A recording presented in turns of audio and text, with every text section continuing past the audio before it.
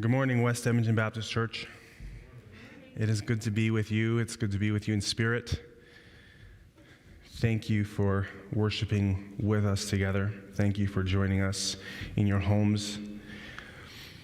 So we are still in the beginning of our mini-series in Psalms, and today we are looking at Psalm 23. And when I say that, I know that some of you, you're going to know that psalm right off as soon as I say the reference. You're reciting it through your mind. You've done that work of turning it over in your mind, and some of you, when we go through it, you're gonna think of a movie because you've seen this in movies. You've seen it on TV, and this is a really famous psalm. It's famous because it conveys a message of peace to the hopeless and the hurting and the oppressed. It proclaims deep truths that everyone wants to claim as their own. They want to claim them as their own, especially in the darkest hours of life. And so we see this psalm, and we see the attractiveness of this psalm, and we see it in the lives of many people, especially, like I said, in funerals, in movies. And the thing is, one of the differences that we're going to see today is instead of seeing this psalm as portrayed at the end of someone's life, we're going to see it as a reflection of a relationship with their shepherd in life. It's not just a psalm for the end of our life, although it can be appropriate, but it's even more appropriate when it's a psalm used for a relationship with God, relating to Him throughout our life. And so we're going to see that today, and I'm excited to dive into this psalm with you. So let's read the Psalm 23. The Lord is my shepherd. I lack nothing. He makes me lie down in green pastures. He leads me beside quiet waters. He refreshes my soul. He guides me along the right paths for His name's sake. Even though I walk through the darkest valley, I will fear no evil, for you are with me. Your rod and your staff, they comfort me. You prepare a table before me in the presence of my enemies. You anoint my head with oil. My cup overflows. Surely your goodness and love will follow me all the days of my life, and I will dwell in the house of the Lord forever. Just sit and think about that for a moment. The Lord is my shepherd. The Lord is my shepherd. This is Yahweh. Yahweh is my shepherd. The same I am, the same Yahweh that when Moses met at the burning bush, just hearing who it was that Moses was speaking to, Moses hid and turned his face. This God, this faithful I am, the maker of everything, is my shepherd. And so we're going to look at that. We're going to look at shepherding. We're going to look at the nature of shepherding. What is a shepherd? Because seeing God as our shepherd, it's amazing. And so let's just take a moment to look at that. So most of us know nothing about shepherding. I don't know anything about shepherding. Some people here do. I know the Armstrongs, they know about shepherding. They have some experience there. And shepherding is interesting because the thing about shepherding is that it requires somebody to be with the sheep. It requires somebody to tend to the sheep's needs, to make sure they're fed, to make sure that they're safe, to make sure that they're healthy, to heal them when they're wounded, to calm them when they're scared. And if you don't do all those things, the sheep die. And shepherding has changed over the years.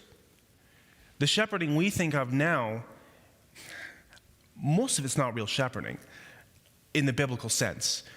We think of, a pasture, barbed wire fence, feed for the sheep, right?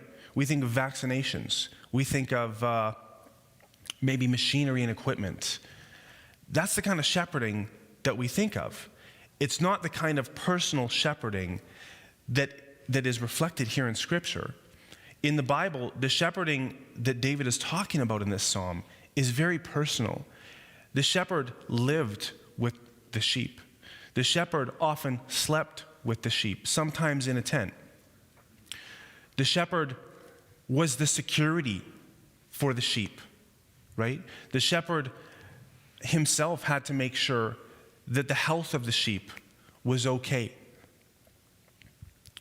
Shepherding has changed over the years, so when we think of it, we need to think of it much more personally, much more involved than a farmer who has the luxury of just having a sheep in the field and kind of it's a side thing. It's just a side business. And when I was a kid, the closest thing to me knowing anything about shepherding was just really nothing, but I knew a guy who had sheep. We went over to visit his house, and he had chickens and other animals, but the sheep, we all just thought the sheep were the greatest. And so they went in for coffee, and we played on the farm, and we ran around, and pretty soon, we went in the pasture. And pretty soon, we wanted to get close to the sheep, and the sheep, they were okay, but if we moved quickly, the sheep would move quickly and move away from us. And we saw this, and so, I'm going to chase the sheep. That's what I'm going to do, is I'm going to chase the sheep. So all of us kids are chasing these sheep. Well, it didn't take too long before the Earl's angry face popped out of the patio door and was screaming at us, "Stop chasing the sheep." And then we got called over, and we got the lecture. And we learned a little bit about sheep that day. We learned that sheep get very scared. They get very excited and panicked. And he said, you chase those sheep, they could have a heart attack. They could die from being chased. I had no idea. So I always wondered if that was really true about the sheep, or did he just not want me chasing his sheep? And apparently it is true. Sheep are very fragile. They're timid creatures. They get scared easily. They run easily. They're not very bright. Sheep, it's interesting. As I was thinking about this and looking at it this week, I did a little bit of research, and there's actually a term for this, and it's called sheep worrying. Sheep worrying. And I kind of just laughed. I thought, wow. So there's laws in countries where there's lots of sheep farming, where if your dog goes even just barking at sheep and scaring them, the farmer of those sheep can shoot the dog. You can get fined. It is so serious. And there's even been cases recently where there's no evidence, there's no blood, the sheep weren't attacked, but 120 sheep just died because they got scared, they got panicked, they moved into a corner, they packed together, they suffocated. This is the nature of sheep. They require a lot of attention, a lot of oversight, a lot of protection, care, maintenance, all of this.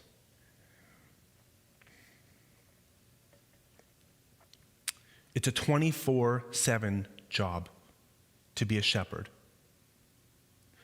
And the Lord is my shepherd.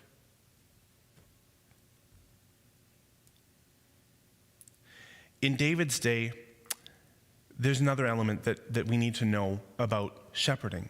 Shepherding was reserved for the youngest. Shepherding was reserved for the least valuable person in the family as far as the hierarchy went. You got the lowest jobs, and this was one of the lowest jobs. Shepherding was a lowly job.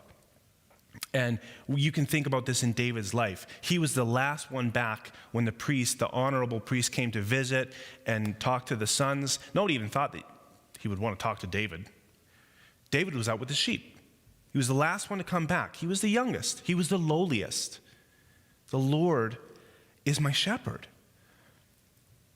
You think about that, the I am, Yahweh, the creator of heaven and earth, condescends to meekly be my shepherd. He knows what I am. He knows what I need. He knows what's involved. And he does it. He does it anyways.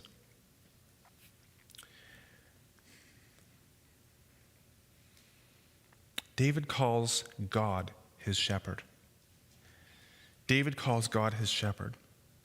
We could stop here and we could remain on the wonder of God condescending to be our shepherd, but then we'd miss out on all of the wonderful things that come out of that, the overflow of that. So in the same sentence that David says, "The Lord is my shepherd," he says, "I shall not want. I lack nothing." The literal translation is, "I do not lack." And I'm reading that and I'm looking at it and I'm like, lack what? I don't lack what? And the answer is, I don't lack anything. And that's why it's supplied there. I shall not want. I lack nothing. This is amazing. And so often, as humans, as kind of greedy sheep, we really want that to mean I'll get everything that I want. That's what we want it to mean, is I'll get everything that I want. And I'll see all my dreams come true, right? And but that's not the message here. That's not the message here. The message is that because God is my shepherd, because he watches over me, he knows what I need, he knows where the pasture is, he knows where the water is, he knows the safe paths. And he's in control. He's God. He's Yahweh. And so he'll give me what I need. The shepherd doesn't just give the sheep whatever they want. If the shepherd did that, the sheep often can overeat. They can get overweight. And there's actually cases of sheep, and it's more common than you might think. Of sheep, they're big and they're plump and they're fluffy and they lay down in a little dip in the ground, and they're kind of getting comfy, and they roll over and their little legs are in the air and they can't get up. And in hours, it can lead to their death because of what happens internally. And so if the shepherd just gave the sheep everything that the sheep wanted, as much food as the sheep wanted, well, that wouldn't be a good thing. And so we can see that in this shepherd-sheep relationship. We can't just have anything that we want. It's not healthy for us. It's not really good for us. And it takes our eyes off the shepherd. We have no discernible need for the shepherd at that point.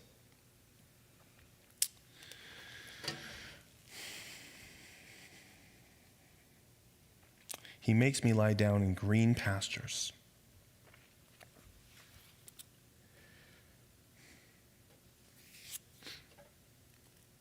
I do not lack means, based on David's understanding of God being his shepherd, that he'll always have everything that he needs.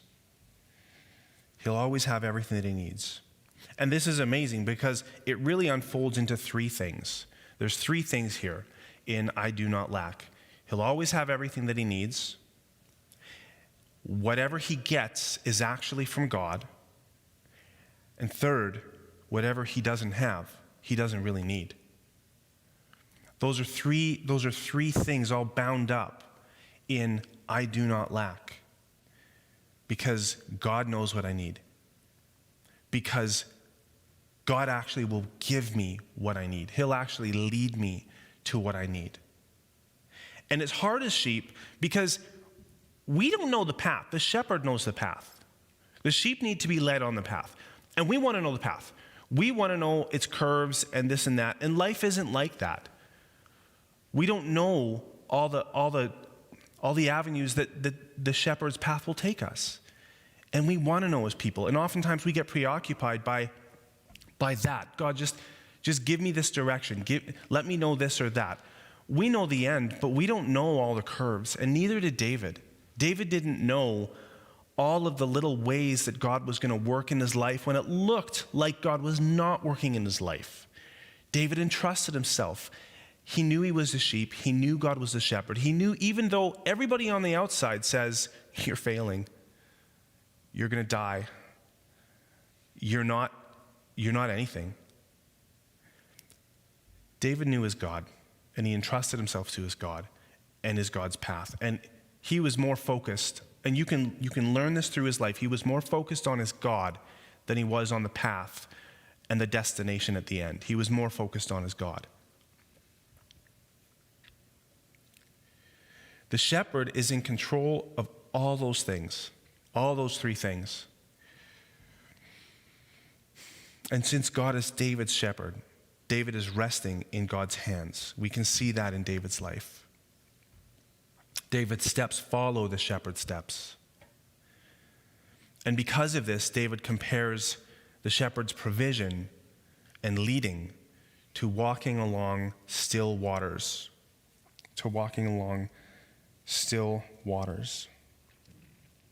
He guides me along.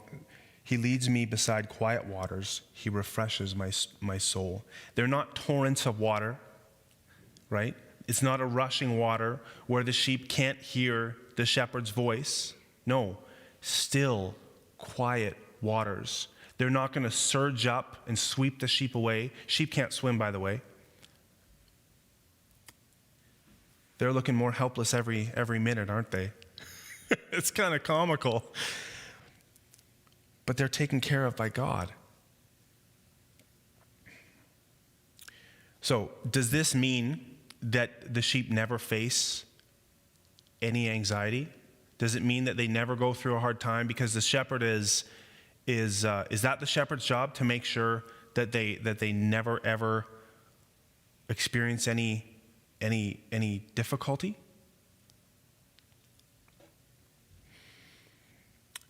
It doesn't look that way.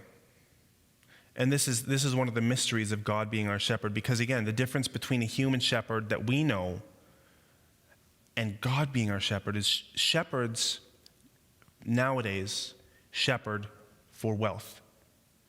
And they get that by shearing the sheep, which typically nobody has a problem with, and they get that by slaughtering the sheep and selling the sheep.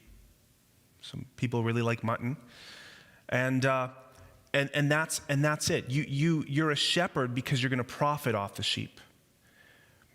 But that's not the picture that Psalm 23 paints of God. He doesn't need anything from us. He doesn't need to gain a profit from us. Yes, we worship him, but he's a different kind of shepherd. And this is amazing because the picture you get is of a shepherd who's building a flock. And he's just building it. And he's building it as a revelation of who he is to these sheep. He doesn't need them, but they need him. Now, what does that say about God?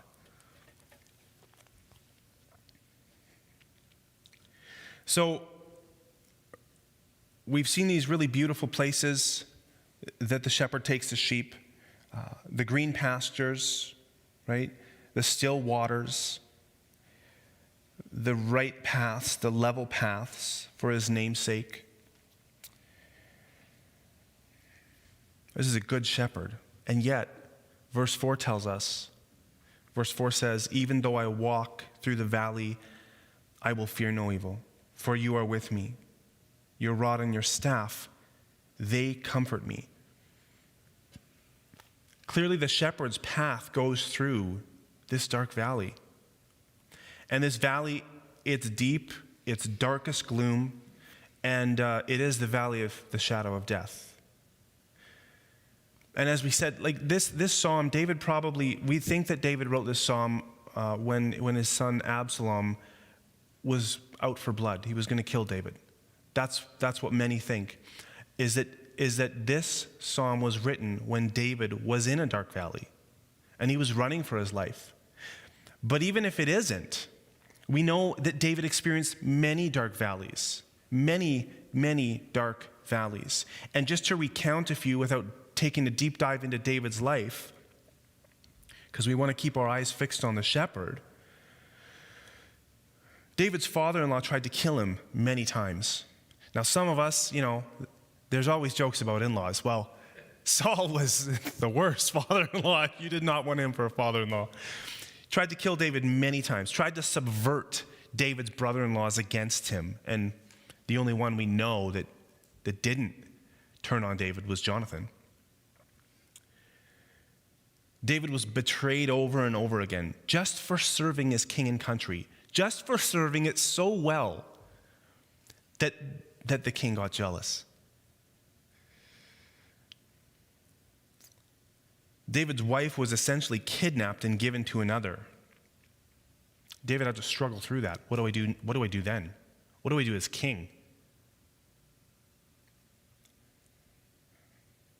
His life was filled with valleys. So whether this is Absalom or some other valley, David has been through dark valleys over and over again. As bad as things can get, David, he went through them. So let's take a look at how David went through them. And we're going to read verse 4 again. Even though I walk through the darkest valley, I will fear no evil, for you are with me. Your rod and staff, they comfort me. So how does the rod and the staff comfort David? How does it comfort David? Is this discipline? Is this direction? It could be both. Is it protection? We can learn a little bit about this when we look at David's shepherding experience.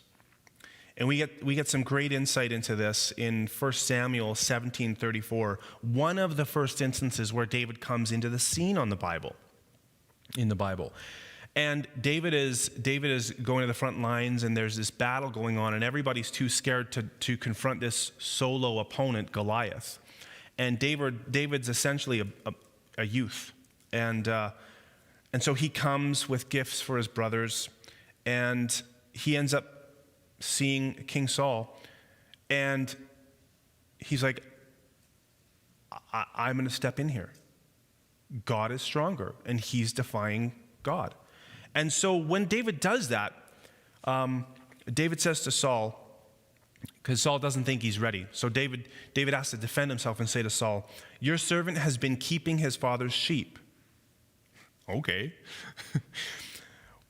When a lion or a bear came and carried off a sheep from the flock, I went after it, struck it, and rescued the sheep from its mouth. When it turned on me, I seized it by its hair, struck it, and killed it. I don't know if you're like caught up in like, no way, right? Or what happens next is an even bigger no way.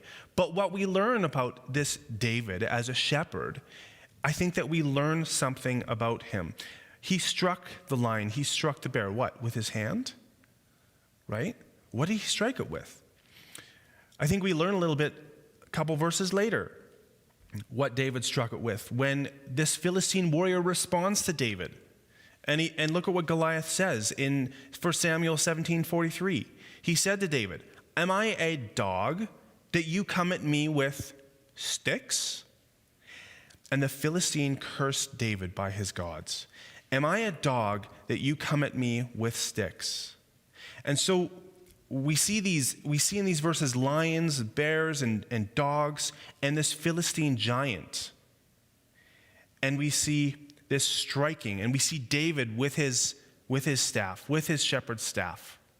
And I think we learn something. I think we learn, hey, Goliath said that thing about the stick and the dog because that's what you'd see shepherds do. If something came after your sheep, you'd use your shepherd's staff. And you'd take care of that creature that was coming after your sheep. So we learn a little bit about this shepherd's staff, this rod that was used to keep other animals away. Notice too where this rod is mentioned. It's mentioned in the valley. It's mentioned in the valley. And given what we know about sheep, how easily they spook, how easily they startle, how is it that we can expect them to go through this valley in the first place? Like, we've learned a little bit about these critters, And we've learned a little bit about this valley of death, and we're expecting this sheep to just wander through it. But not wander. He's not wandering. He's following his shepherd. Still, this requires a lot from the sheep. This requires faith in the shepherd, trusting the shepherd. And that's exactly what this verse says. Verse 4 says, I fear no evil, for you are with me, your rod and staff, they comfort me. And a really good argument can be made that although that word is usually translated comfort, in this case, because of context, it should be translated courage, encourage. In the face of death, in the face of foe, in this dark valley, being the sheep that I am, knowing my shepherd is with me, knowing his staff will protect me, I can have courage. I can have courage not to freeze up, not to lock up and be so focused on all the unknown, all that stuff in the dark, because my shepherd is there. My shepherd has his staff. My shepherd will protect me. He's my shepherd. I'm his sheep. He's not going to leave me in the darkness. He's not going to let harm come to me in the darkness. He has his staff. I think it also implies, when you think about this, that the shepherd is near the sheep. The shepherd's near the sheep. He's close enough to help. He's not so far away that he can't help with his staff.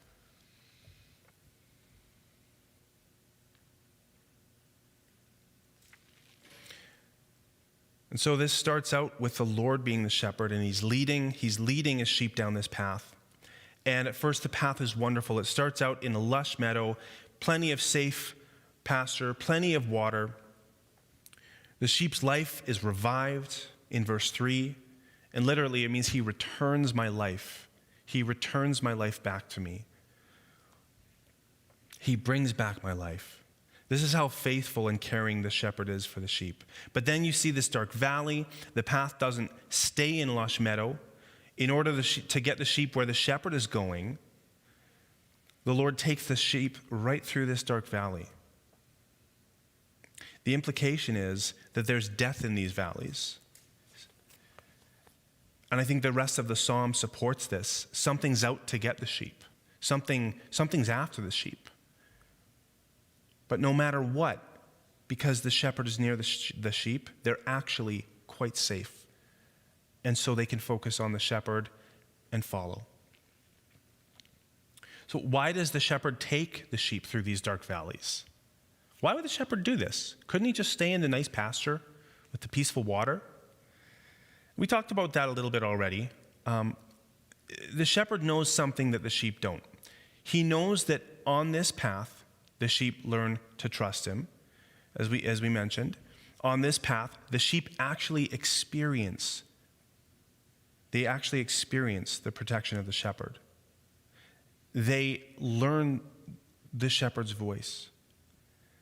They learn to follow this shepherd through anything, not just through the easy stuff, but through the hard stuff as well. Because the shepherd is trustworthy and reliable, and the shepherd proves himself.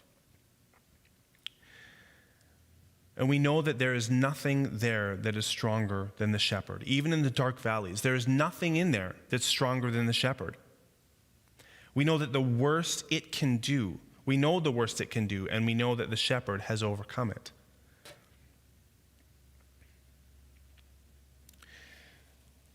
Verses 5 and 6 can be argued, switch metaphors a little bit. I don't really think it matters whether this is now a host lavishing hospitality on a guest, or if it's actually a description of the shepherd moving and preparing the table, preparing the pasture, making sure there's nothing in there that can harm the sheep, making sure there's nothing poisonous there for them. I don't think it really matters.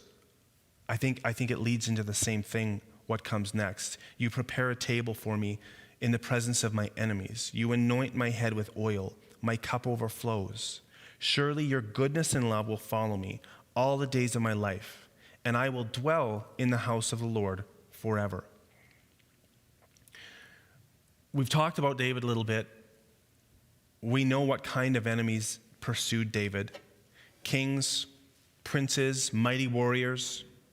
We know that David is writing this psalm out of all of those experiences with this relationship with God as his foundation. Yet David knows somehow he will be vindicated. Somehow he will be okay because he has God's blessing. It is God who positions him to sit and feast in the presence of his enemies. It's God's abundant blessing that anoints him and makes his cup overflow. These are pictures of God's approval, pictures of God's blessing. In the end, it's God's goodness and love that do what?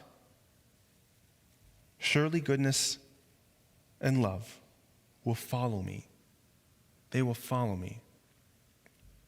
Literally translated, this means surely goodness and love will pursue me. God's goodness and love will pursue us. In the presence of his enemies, with that backdrop of this dark valley and this view of David's life, David can say, God's goodness and love pursues me. It chases me. It runs after me. And that is an amazing thing because David, his whole life, has been pursued by other things, by things that seek to harm him, seek to kill him. And he's had to run. But he knows God pursues me. He pursues me harder. He pursues me with his goodness and his love. And what an encouragement that is in this life. There are those things that dog us and pursue us and chase us, but because God is our shepherd, he pursues us harder than any of those things ever can. And he sees us home. That is the promise, that he sees us home, regardless of those things. He keeps us on his path as we follow him.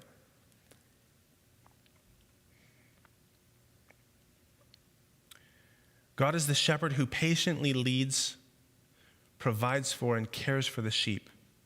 And when something pursues us, God is there too. He is faster and stronger than the evil that pursues us. And he has poured out his blessing on us. We are the sheep of his pasture. This kind of care and love showed up in reality through Jesus Christ. And before the message, you saw a lot of passages from John 10, and it's so appropriate because Jesus, the fulfillment of this is through Jesus as the good shepherd. In John 10, 14 and 15, Jesus says, I am the good shepherd. I know my sheep, and my sheep know me, just as the Father knows me, and I know the Father. And I lay down my life for the sheep. This is the picture of Psalm 23 fulfilled in our lives through Jesus. We can know the shepherd. We can have a relationship with this shepherd. We can have confidence in this shepherd. So what does this passage reveal us about God? The Lord our shepherd is in complete control. He's in complete control. He is all powerful, but he's meek. Meek enough to condescend to be our shepherd. Our shepherd is near us. Our shepherd is near us. We can learn that too from the example of the kind of shepherding that went on in biblical times. And Jesus promised to be with us always. He's our shepherd. He's close enough to protect us always. He's left us his word and his spirit to hear his voice always. Our shepherd values his sheep more than we can understand. To us, to me, all sheep look alike. Every sheep looks the same. And maybe there's some speckled and spotted ones, but I'm picturing white, white fluffy sheep. And they all look the same. None of them really would gain my notice. If I was a shepherd, I probably wouldn't notice if I lost one. And yet in the Gospels, the shepherd pursues the lost sheep because they're valuable to him. We really can't understand just how much the shepherd values the sheep. It doesn't really make sense to us. And that's part of the marvelous nature of it, the mystery of it. And it gives us some direction to pray, God, help me value the other sheep in your flock as much as you do. Help me love them as much as you do.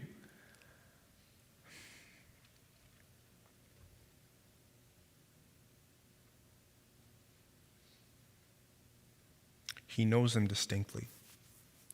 It's because it's the shepherd's character that is the basis for our blessing.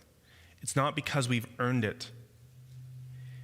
It's according to his namesake. He keeps us on his path for his namesake. It's part of his character. We can trust him. We can trust him. He's not doing this because he needs something from us. Yes, we ought to worship him, but he's doing this because of who he is. And that tells us that he wants us to know who he is. What an amazing thing that God wants us to know who he is. And that's the blessing. Knowing who he is, experiencing his work in our life. That's the blessing, knowing God. And John says that's eternal life, knowing God. What does God want from us? What does he want? As we said, our shepherd's different than any human shepherd. He doesn't want to shear us and consume us or sell us. He wants us to follow him. He wants us to know him. He wants us to trust him. And we call this worship.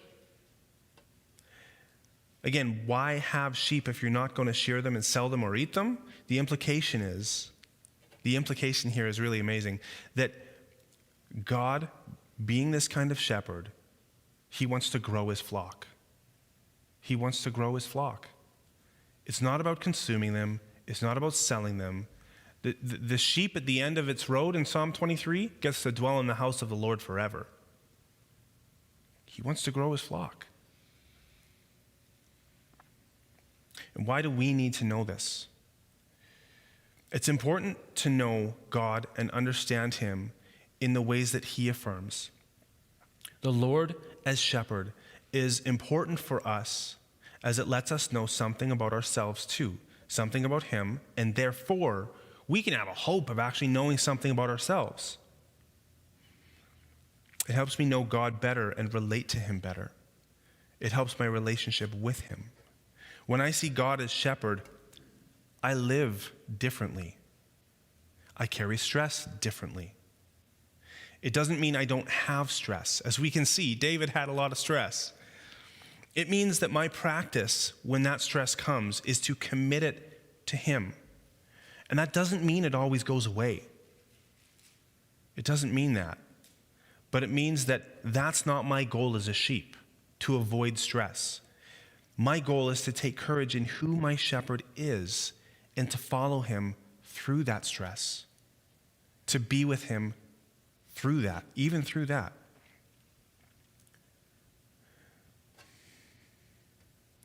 Why do we need to know this? Again, because we prioritize our lives differently.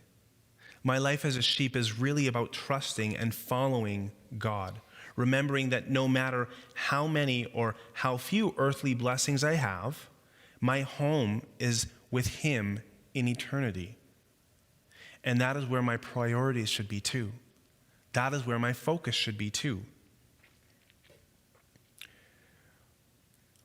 What does God want from us and for us? Along with David, he wants us to declare that the Lord is our shepherd, to be content as his sheep, to follow him through the pleasant places and through the dark valleys, all the while entrusting those journeys to him. Because Yahweh is our shepherd, who provides and guides and protects us, we can take courage. We can follow him, even in dark valleys. Because of his goodness, that it pursues us harder than our enemy, we can know and take great comfort and courage that it is his goodness that leads us home. I'm going to ask the worship team to come on up and lead us in one song.